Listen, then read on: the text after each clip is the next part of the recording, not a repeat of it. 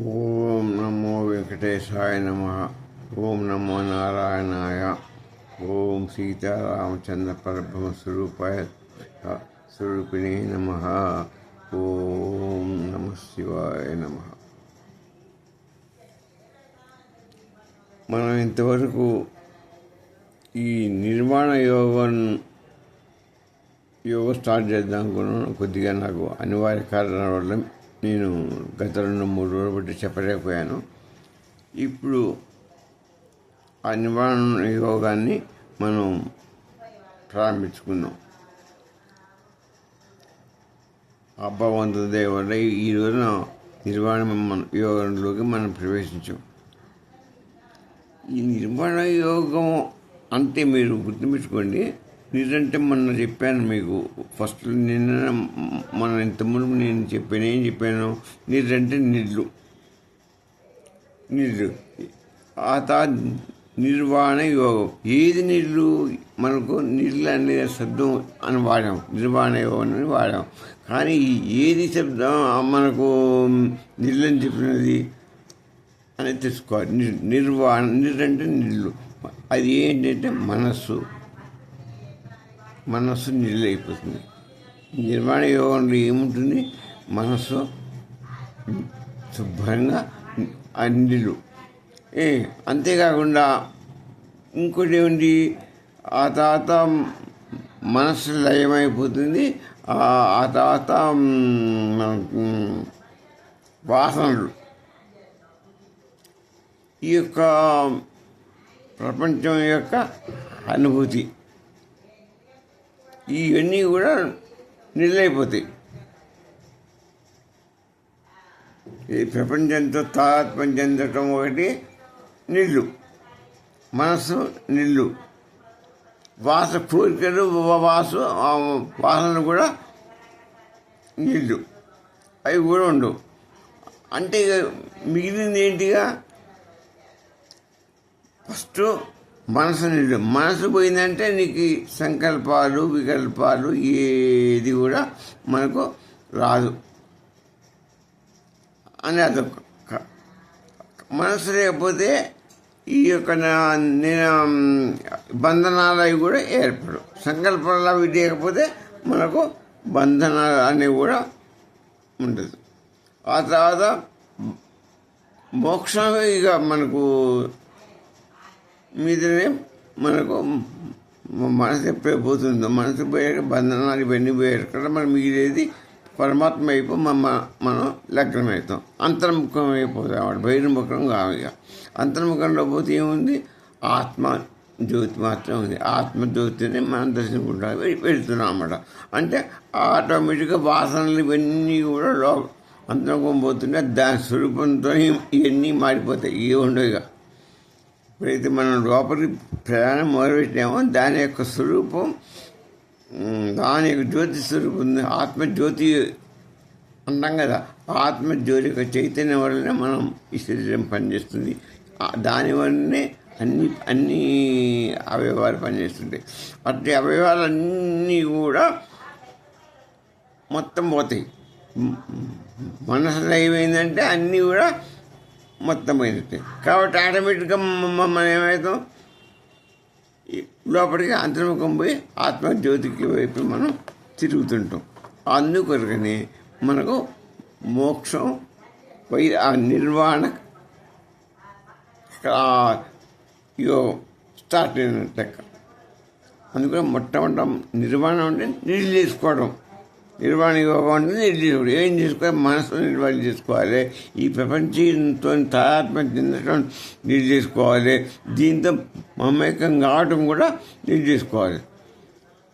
మన ఆది ఏమనిపిస్తుంటే నేను ఎవరు?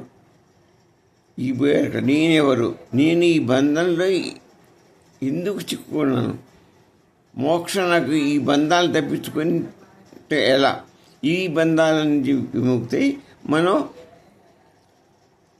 మోక్షం ఎలా పొందాలి అనేది స్టార్ట్ అయిందనమాట. ఎప్పుడు మనసు ఏమైపోయిందంటే నిర్వాణ యోగం స్టార్ట్ అయిందంటే ఎన్ని పోయినట్టుగా అదే వస్తుంది జ్ఞానం. ఇక నిర్దేశించుకుంటున్నావు కదా, మనస్సు ఈ ప్రపంచంతో ఆత్మజ్ఞానంతో ఇవన్నీ కూడా నిర్దేశించుకున్నావు కాబట్టి నీకు అంతర్ముఖంలో పోతున్నావు కాబట్టి నీవెవరో నీకు తెలుస్తుంది. నీకు ఈ బంధనాలన్నీ ఉన్నాయని అన్నీ తిరిగిపోతుంటే ఆత్మజ్యోతి ప్రకాశిస్తుంది. ఆత్మజ్యోతి ప్రకాశిస్తే నీకు ఏది అజ్ఞానానికి అది ద్వారం. ఆ జ్ఞానం నీకు బోధపడుతుంది, ఆత్మజ్ఞానం బోధపడుతుంది. అందుకని నీకు విచారం లేకుండా నీకు జ్ఞానం కలదు. విచారం అంటే ఏంటి? ఆత్మజ్ఞానం. ఆత్మజ్ఞానం విచారం చేసుకోవడం మనం స్టార్ట్ చేయాలి. ముముక్షత్వము దాని ప్రధానం. ముముక్షత్వం మన కోరిక దాని మీదనే, మోక్షం మీద కోరికని ప్రధానంగా మనం పెడతామన్నమాట. ఇదే శ్రీరామని ప్రారంభ స్థితి అని చెప్పాడు. వైరాగ్య స్థితి ప్రారంభ స్థితి. ఇదే మన మనసును వదిలిపెట్టడం. మనసును వదిలిపెట్టి బంధనాలని కట్టుబడి విడిపోతే ఈ ప్రపంచంతో ఆత్మజ్ఞానంతో చెందడం పోతుంది. వాసనలన్నింటినీ క్షయం చేసుకుంటే నీకు ఆత్మ వైపు నువ్వు అంతర్ముఖమైపోతావు. నీకు ఒక్కొక్క కోరిక మనకు ఇక ఏది ఉండదు కాబట్టి నువ్వు ప్రారంభ స్థితి మొదలైంది. నీ మోక్షానికి ప్రారంభ స్థితి మొదలై చివరికి నీవు గ్రహించింది ఆ మనస్సు యొక్క స్వరూపాన్ని గ్రహిస్తావు. ఏవ మనుష్యానం కారణ బంధ మోక్ష. మనస్సు కేవలం ఈ మనుషులకి కారణం ఏంటంటే బంధమోక్షాలకి అది కట్టుబడి ఉండటం వల్ల అన్నిటి కారణం ఈ మనసు స్వరూపమే. అది బంధనాన్ని చేస్తుంది, మోక్షానికి కూడా కారణమవుతుంది. అందుకనే ఇప్పుడు మనం నిర్మాణం చేస్తే, నిర్మాణం అంటే ఏం చెప్పాను కదా, మరి ప్రసాద్ చెప్పుకున్నాం. ఇప్పుడు నిర్మాణం అంటే ఈ మనసులో ఏం చేసుకోవడం, ఈ ప్రపంచం తాత్పర్యం చెందడం, బంద్ చేసుకోవడం, వాసనలన్నీ చంపుకోవడం. ఇవన్నీ చంపుకుంటే నీకు ఈ బోధ మనకు వైరాగ్య బోధలో పడ్డట్టు, నువ్వు వైరాగ్యాన్ని బాగా బలంగా కోరుకుంటున్నట్టు అంతర్ముఖం ప్రవేశిస్తావు. అప్పుడు నీకు ఈ బంధాలన్నీ, ఈ మనసు బంధం చేత నీకు మోక్షం రావట్లేదు. ఇప్పుడు అంతర్ముఖం బట్టి మనసు నీకు అంతర్ముఖం చెందింది కాబట్టి ఆ మనస్సే నీకు మోక్షాన్ని సాధించి పెడుతుంది. అంటే మోక్షం వల్ల లాభం నష్టానికి రెండుకి కారణం అది. మనం విడిదిప్పితే అది మనం బయటికి ప్రపంచంతో ఆత్మహత్య చెందితే బంధనాలు ఏర్పడి దీంతో మనకు జన్మాలు, జీవన మరణం, అజీవన మరణం ఈ జన్మచక్రంలో మనం తిరిగిపోతుంటాం. చచ్చుడ గిట్టుడ పుట్టుడ గిట్టుడ ఇవి అలానే ఉంటాం. అయితే మనసు బహిర్గతంలో ఉన్నప్పుడు అంతర్ముఖం చెందిన ఆ మనసును కంట్రోల్ చేసుకొని, ఇంద్రియం చేసుకొని మనం మనసుని లోపలికి పరిభ్రమింపజేస్తే అప్పుడు నీకు ఆ మనసే నీకు తాత్మ్యం చెంది అంతర్ముఖంలోకి, నిన్ను జ్ఞాన స్వరూపంలోకి తీసుకుపోతే ఆ జ్యోతి యొక్క వేగానికి మనసు పరిశుద్ధమైపోతుంది. ఇప్పుడు బహిర్గతం దాని బంధనాల నుండి నీకు అదేం పనిచేయలేకపోతుంది. అదే నువ్వు లోపలికి మనసును పంపించి బయట ప్రపంచం తాత్పర్యం చెందకుండా ఈ వాసనలన్నింటిని లయం చేసుకొని మనసు బంధనాలు ఏర్పరచుకొని లోపలికి ప్రతిబింబిస్తే ఆత్మజ్యోతి వల్ల మనశుద్ధి, చిత్తశుద్ధి అయిపోతుంది. మనం ఇదివరకు అనుకున్నాం చిత్తశుద్ధికి సిద్ధభాగంతో మనకు కంప్లీట్ నిలైపోతే ఆటోమేటిక్గా అది ఇక పుట్టుక మరణం అనేది మనకు జీవన్ముక్తం అయిపోతాం. ఇక ఇది అదే ఇదనమాట మోక్షం. ఇక కాబట్టి మనం లోపలికి పోవాలి. అందుకని ఈ మనసు అంటే వాసనలు, మనస్సు అంటే అన్నిటికీ కారణం మనసు. అన్నిటికీ కారణం మనసు. ఎందుకన్నా రెండు కారణం.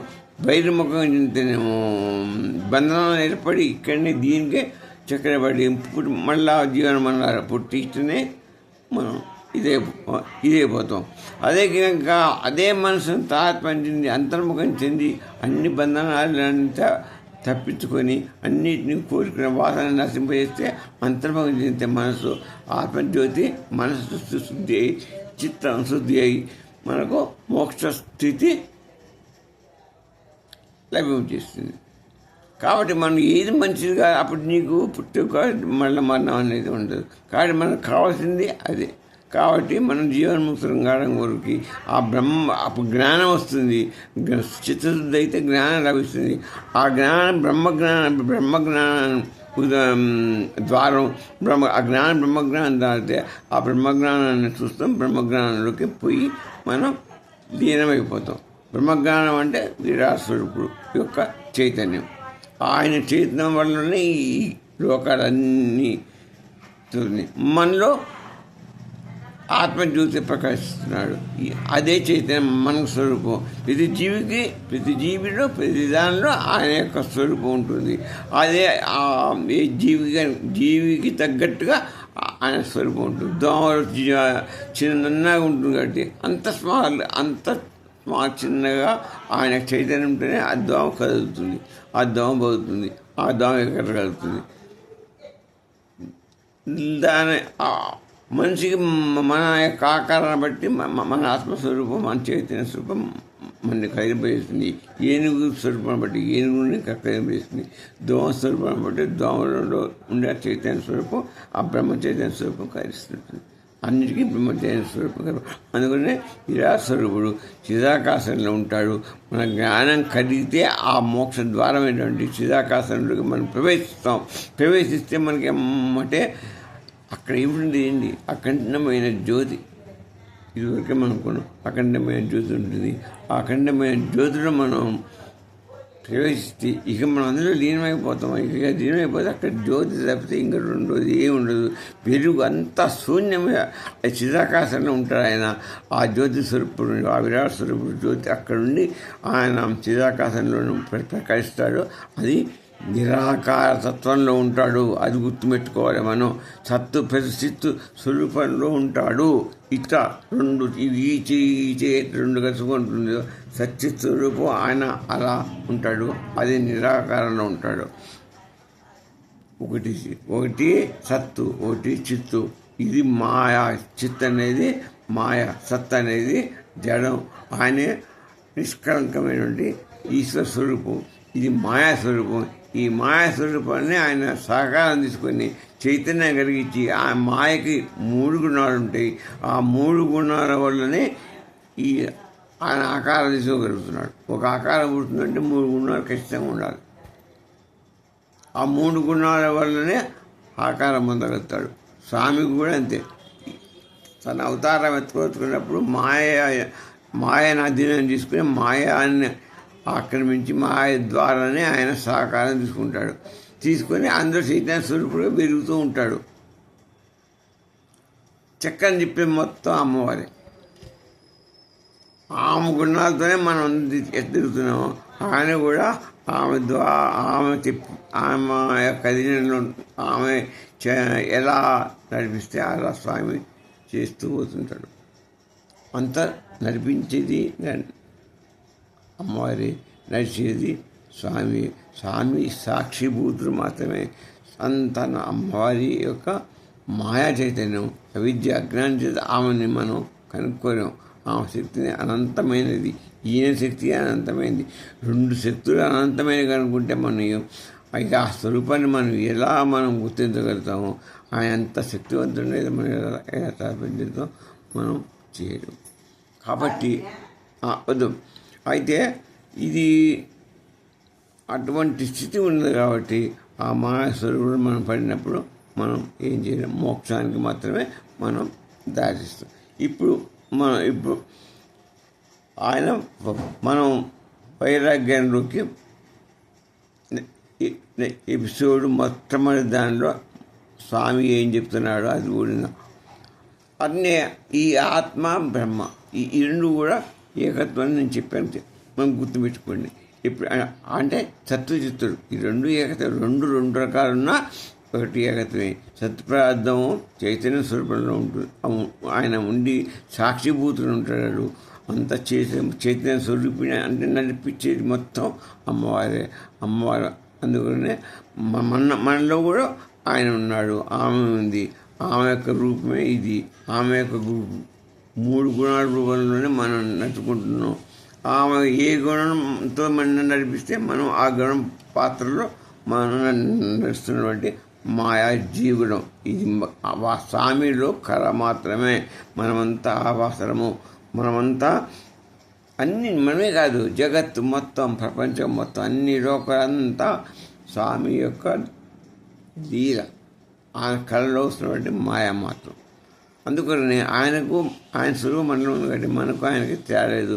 అందుకనే వేదాలు ఏం ఘోషిస్తున్నాయి? అహం బ్రహ్మాస్మి నిత్యం. రోజు అహం బ్రహ్మాస్మి మనలో ఆయన ఉండబట్టే మనం చైతన్యం. ఈ ఆకారం అమ్మదే. మరి నువ్వు ఎక్కడున్నావు, మనం ఎక్కడున్నావు, ఇంక వేరే ఇంకా ఈ ఆకారం తప్పితే అక్కడ లోపల ఆత్మజ్యోతి వల్లనే ఇవి నడుస్తున్నాయి. ఈ ఆకారం ఇదంతా వాళ్ళిద్దరి స్వరూపమే. అదేనా వాళ్ళ యొక్క మాయా స్వరూపమే, ఒక కళ్ళలాంటి భ్రాంతి లాగా ఉంది. ఇక మనము అని వాళ్ళు ఎక్కడ ఉన్నాం లేవు. అంత మాయ, వాళ్ళ యొక్క ఆ స్వామి మాయ, ఆ పరబ్రహ్మ స్వరూపం యొక్క మాయ మాత్రమే గుర్తుపెట్టుకోండి. వాళ్ళిద్దరు ఆమె ఎలా నడిపిస్తే సాక్షిభూతం ఈయన చైతన్యం అలా నడుస్తూనే ఉంటుంది. అందుకొరకనే అహం బ్రహ్మాస్మి నిత్యం.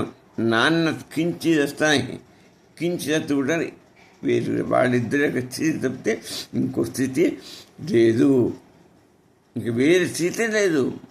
ఎందుకంటే ఈ శరీరం ఆత్మచైతన్య స్వరూపం ప్రకారం వస్తుంది. ఆత్మచైతన్య స్వరూపం పరాశ స్వరూపుడే, ఆయన యొక్క అధీనంలోనే ఉంది. ఈ శరీరం ఆమె యొక్క ఇది ఉంది. ఆమె ఎలా నడిపిస్తే ఆయన ఎలా అనుగ్రహిస్తే అలా నడుస్తుంది. కాబట్టి ఎంత మాయ, ఎంత కూడా అది అనుకున్నాం అంతే. అందుకనే దీని ఫలితం ఏంటంటే మనస్సులో ఏం అయితే మొత్తం జగత్తు మొత్తం లయమైపోయింది. మన మనస్సుతోని చూస్తున్నాం. ఎంత ఆ మనసులో ఏమైపోయిందంటే అంతర్ముఖంలో పోతే నీకు బయట ప్రపంచం కనపడదు. అప్పుడు మొత్తం పోయినట్టే, నువ్వు మోక్షాన్ని పోయినట్టే. అంటే నువ్వు బయట ప్రపంచంలో అమ్మవారు స్వామి ఈ నీరు అంతాత్మగా ఉండి సాక్షిలో బయట ప్రవర్తిస్తున్నంతసేపు ఈ మనసు నీకు ఈ సృష్టి అంతా కనపడుతుంది. ఇదంతా శాశ్వతం అనుకుంటున్నావు. ఎంత బొమ్మరి లాంటిది, ఒక సినిమా రీల్ లాంటిది, ఎంత భ్రమ మాయ అని ఈ భాష అనుకోండి. అర్థమైందా? కాబట్టి ఇది దానికి కలదు. ఇదంతా బ్రహ్మ ఏకత్వం మాత్రమే, ఈశ్వర భక్తి.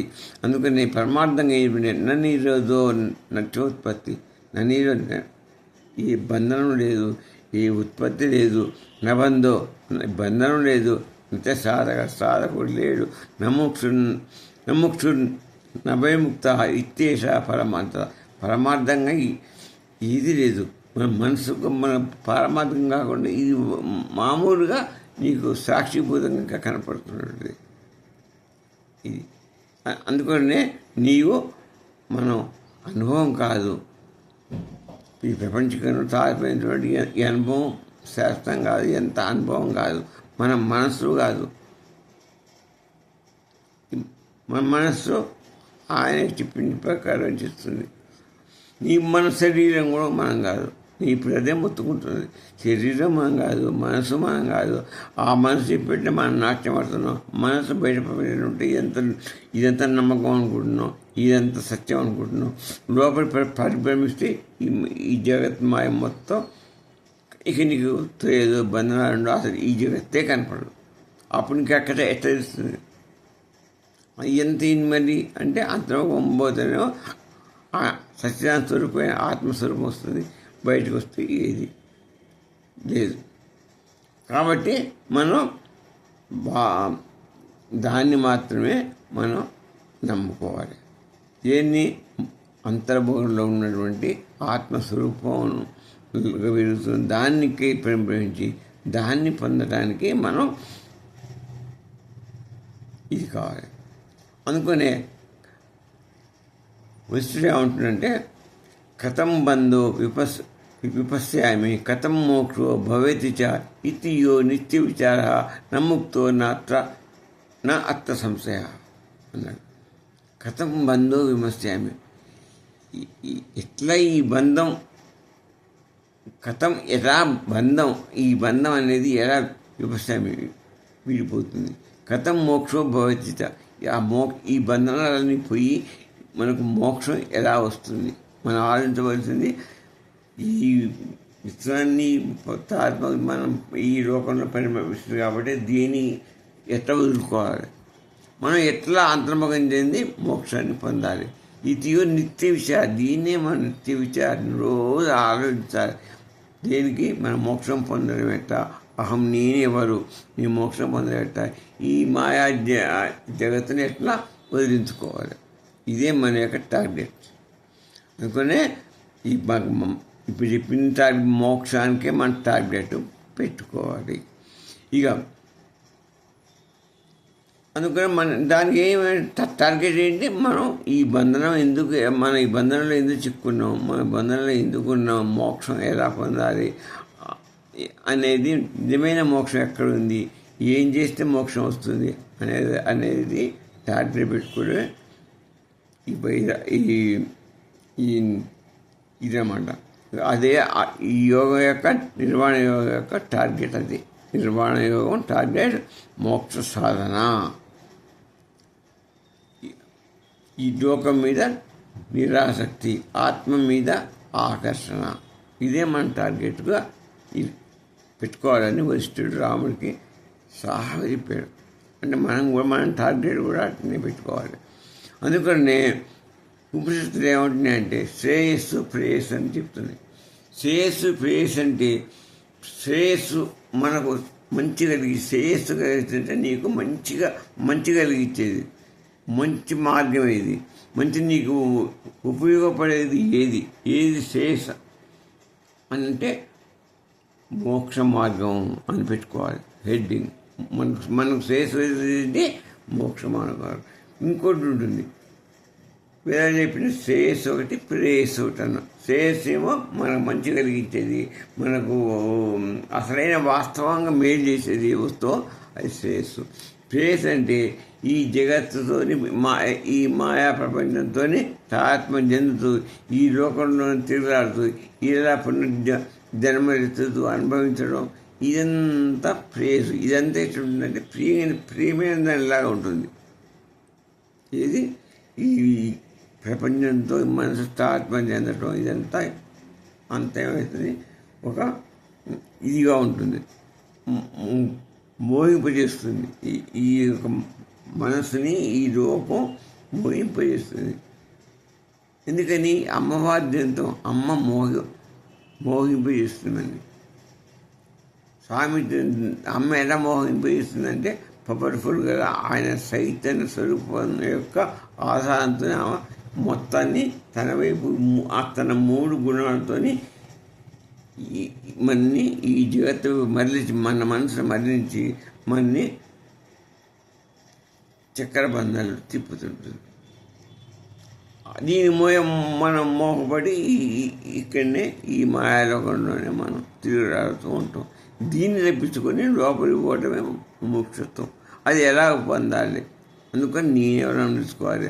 ఈ మనసుని కంట్రోల్ చేసి బయట ప్రపంచం కాకుండా అంత ప్రపంచంలో తిప్పుకోవటమే మన యొక్క ధ్యేయం. అదే దీని యొక్క ధ్యేయంగా పెట్టుకోవాలి. అదే శ్రేయస్సు, అది మనకు శ్రేయస్సు. ప్రేయస్సు వద్దు, మనకి శ్రేయస్సు మాత్రమే కావాలి. కానీ ప్రేయస్సు ముద్దు, కానీ అది వద్దు, మనకు శ్రేయస్సే కావాలి. అది టార్గెట్. ప్రేయస్సు వద్దు, శ్రేయస్సు మనకు కావాలి. ప్రేయస్సు వద్దు, శ్రేయస్సు కావాలి, అదే కావాలి. శ్రేయస్సు మన యొక్క జీవిత ధ్యేయం కావాలి. ఇక ఇదే మనకు అన్నింటితో చెప్పిన అద్వైత మనస్సులో చెప్పింది, ఇదేమని చెప్పేది వాళ్ళు కూడా చెప్పేది, నువ్వు విచారణ చెయ్యి. విచారణ అంటే అంతర్ముఖంలోకి మనసును తిప్పి విచారణ చెయ్యి. విచారణ చేస్తే నీకు జ్ఞానం కలుగుతుంది. ఆత్మ యొక్క దర్శన భాగ్యం కొరకు నీకు జ్ఞానం కలుగుతుంది. జ్ఞానం కలిగిందంటే నీకు లోపల మనసు చైతన్య స్వరూపం, జ్యోతి స్వరూపం నీకు బయటపడుతుంది. అది దాన్ని దర్శించుకుంటావు. దాని ద్వారా నీకు మోక్షం గతి మోక్షం చిదాకాశంలో ఉన్న మోక్షం నీకు లభిస్తుందని వాళ్ళు చెప్పారు. ఇక విశిష్టాద్వైతం వాళ్ళు ఏం చెప్తారు, నువ్వు భక్తి శ్రద్ధతో పూజించు, బాగా విష్ణుమూర్తిని నారాయణుడిని భజిస్తే నీకు నారాయణుడు నీకు ఆ స్థితి కల్పించి ఆత్మజ్ఞానాన్ని బోధ చేసి ఆయన దగ్గరికి నిన్ను వైకుంఠ పదానికి నిన్ను తీసుకొని పోతాడు. ఆయన దర్శనం లభిస్తే నీకు మనశ్శాంతి వచ్చి మోక్షాన్ని పొందుతూ ఉంటారు.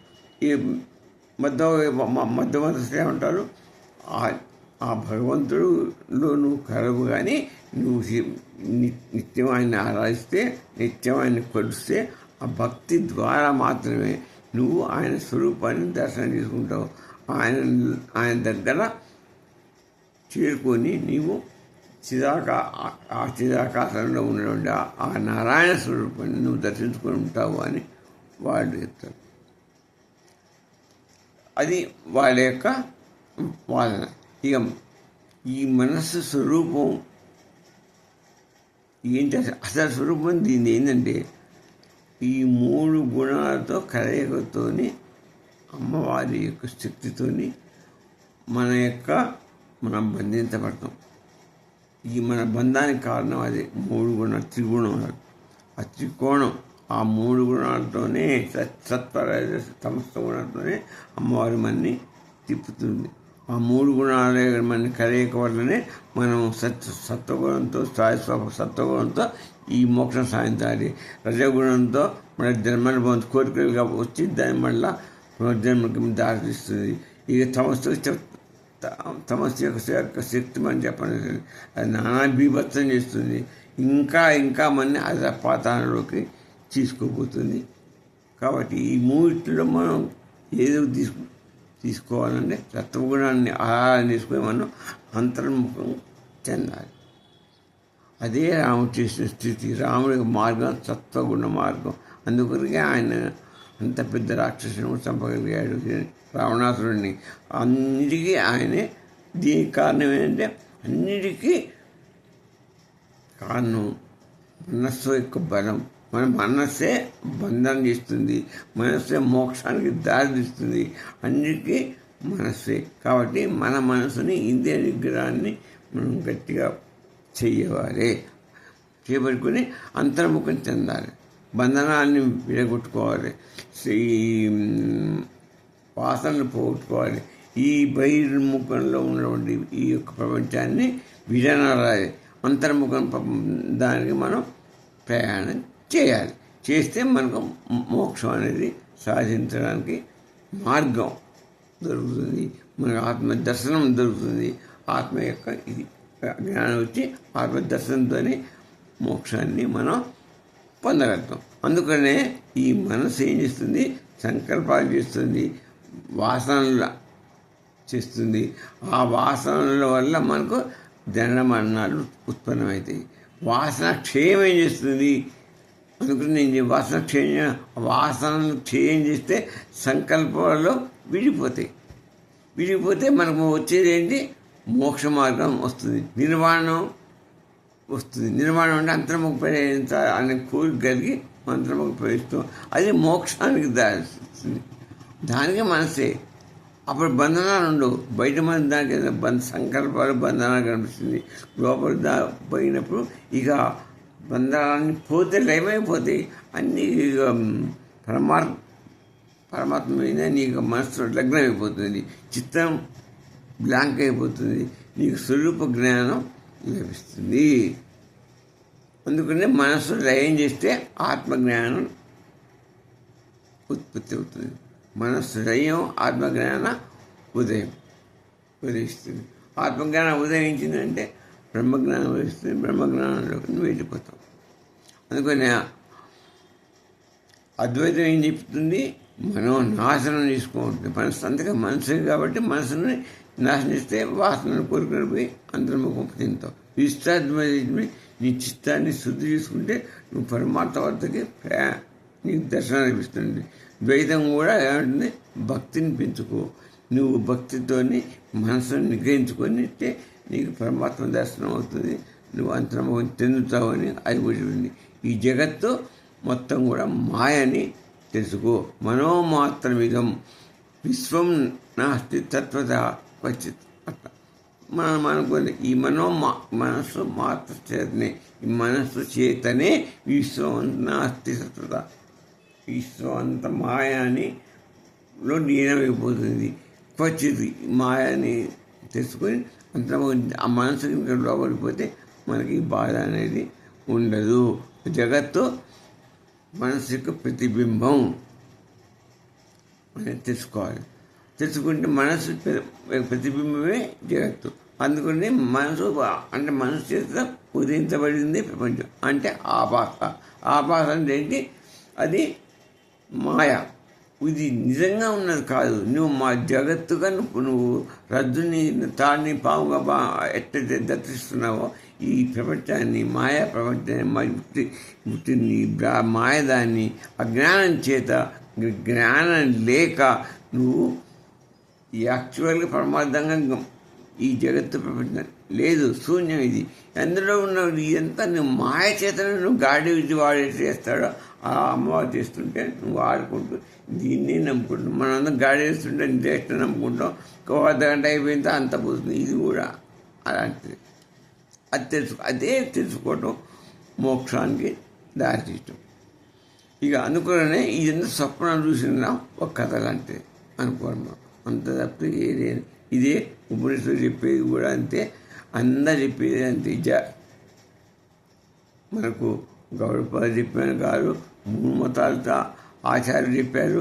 తర్వాత మనకి రమణ మహర్షి గారు కూడా ఇదే చెప్పారు. భూమయమై నువ్వు ఎవరనేది తెలుసుకుంటాం మొదలు పెడితే నీకు మోక్షం వస్తుంది. అది ఆ మాట తలుచుకోకపోనంత కాదు నీకు ఎట్లా వస్తుంది? భూమయమై అంటే తెలుసుకోవాలంటే ఏంటి? అంతర్ముఖం చెందుతూనే నీకు తెలుస్తుంది. ఈ బహిర్ముఖంలో తెలియదు. లోపల ఉన్నాడు స్వామి. ఎక్కడున్నాడు? అంతర్ముఖం నీ ఉదయం లోపల ఉన్నాడు. ఆయనకి అంతర్ముఖం పోతే నీకు ఆయన కనపడుతుంది, బయటికి పోతే నీకు ఎట్లా కనపడుతుంది? మనకి కనపడదు కదా. కాబట్టి మనం అంతర్ముఖం చెందడమని భూమయామయ అనమన్నాడు ఆయన. ఆ అంతర్ముఖం చేసుకుని ఆ అంతర్ముఖం ధ్యానం చేస్తే నీకు అది ఎలా చెప్తే చెయ్యి. ఆ జ్యోతి పుంగని నమ్ముకో, ఆ జ్ఞానాన్ని నమ్ముకుంటుంటే నువ్వు మోక్షానికి వెళ్ళిపోయినట్టే. అందుకు చిరాకాశే విభాద్యే తత్తు స్వప్నవత్ జగదీ దృశ్యం. చిరాకాశంలో ఉన్నటువంటి ఈ జగత్తు మాయలాగా ఉంది. ఆ విరాట్ స్వరూపుల్లో ఇది ఒక మాయ. జగత్తు కనిపించే దృశ్యం అంతా మాయా దృశ్యం. చైతన్యంలో ఈ జగత్తు ఏంటి? మాయా దృశ్యం అని నువ్వు తెలుసుకో అని చెప్తున్నాడు. ఆ చిదాకాశమే పరబ్రహ్మ. చిదాకాశంలో నువ్వు పోతే నీకు ఈ మాయా ప్రపంచం ఇక కనపడదు, అందులో లీనమైపోతుంది. అప్పుడు ఆ పరబ్రహ్మ తత్వం నీ యొక్క ఆత్మజ్ఞానం అది ఒకటే. కాబట్టి నువ్వు అందులోనే ఉన్నావు, నువ్వు అందులో లీనమైపోతావు, నీకు మోక్షం లభిస్తుంది. అదే అహం బ్రహ్మాస్మి, అయమాత్మ. నువ్వు కూడా అయమాత్మ బ్రహ్మ. అయమాత్మ బ్రహ్మ అంటే ఆ బ్రహ్మాన్ని నువ్వే. తత్వమసి అని నువ్వు చెప్పారు. ఆ పరబ్రహ్మ స్వరూపుడివే నీవు అయి ఉన్నావు, ఆల్రెడీ అయి ఉన్నావు. అది నువ్వు తెలుసుకోవాలి. అది ఎలా తెలుసుకుంటావు? ఆత్మదర్శనంతో, ఆత్మజ్ఞానంతో మోక్షాన్ని, ఆత్మజ్ఞానంతో బ్రహ్మజ్ఞానం పొంది నీవు తెలుసుకుంటావు. అదే అనుకునే ఆత్మ బ్రహ్మ ఏకత్వం, రెండూ ఒకటి. అదిగో తత్వమస్తి అహం బ్రహ్మాస్మి నిత్యం సర్వమిదం మయ స్థితం. ఈ కల్విదం సర్వ జగత్మయం, సర్వదం కల్విదం జగత్మయం. అందుకనే మనం ఇది తెలుసుకుని మనకు కావాల్సిన ఏంటి? మోక్షానికి పోవాలంటే ఈ ద్వైతాలు అనేది ఉండకూడదు. సుఖ దుఃఖాలు ఇవంతా ఈ మాయ ఇవన్నీ ఉండకూడదు. ద్వైతాలు ఉండకూడదు. ద్వైతాలు అంటే సుఖ దుఃఖాలు, కష్టనిష్టాలు, మోక్షాలు, ఇవన్నీ మన ద్వంద్వ పదాలు. అటువంటి అన్నీ ఇంట్లో ఉంటాయి, జగత్తులో ఉంటాయి. మోక్షంలో ముందు బ్రహ్మ అక్కడ ఒకటే, బ్రహ్మ ఒక్కటే ఉంటుంది. అక్కడ రెండు అనేది ఉండదు. రెండు పదం ఉండేది ఈ బహిర్లోకంలో. అక్కడ అసలు ఉండేది చిరాకాశంలో ఒక్క బ్రహ్మస్వరూపం ఉంటుంది. అదే మొత్తం, అదే అన్ని లోకాలు అదొకటి. కానీ నువ్వు దీన్ని ఇదొకటి అని ఇంకోటి స్వర్గలోకం ఉందని, అక్కడ భూలోకం ఉందని, ఇక్కడ విష్ణులోకం ఉందని, దేవలోకం ఉందని ఎన్ని భావిస్తుంది. ఏం లేదు, ఉండి ఒక్క సస్వరూపుడైన చిరాకారంలో ఉన్న విరాట్ స్వరూపు ఒక్కడే అని గ్రహించు. దానికై చింతనప్పుడు దానిపై నువ్వు తాత్మ్యం చెందు, దాన్నే అనుభవించు, నువ్వు మోక్షాన్ని పొందుతావు. ఇది మనకు ఫస్ట్ ఎపిసోడ్లో చెప్తున్నాడు. ఇష్టమా నెక్స్ట్ ఎపిసోడ్ మనం